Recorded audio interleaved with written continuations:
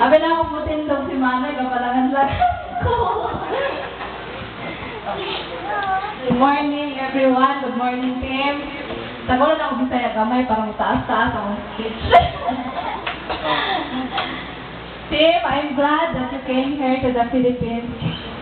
Even despite the travel from Australia to Philippines, despite your busy schedules, but still you managed to come here just to see our sister Alma. Thank you for your time that you share with us today and for the whole 10 days.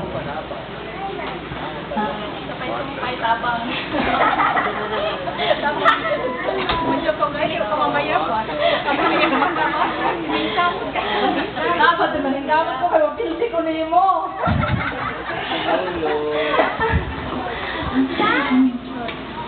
Ikaw po na yung speech, dali. Say thank you. Thank you. Thank you. Okay, mulang ka kay kasulti kay Tim, mapasalamatan ko. So I'm looking forward, Tim, that you will enjoy your vacation here in the Philippines.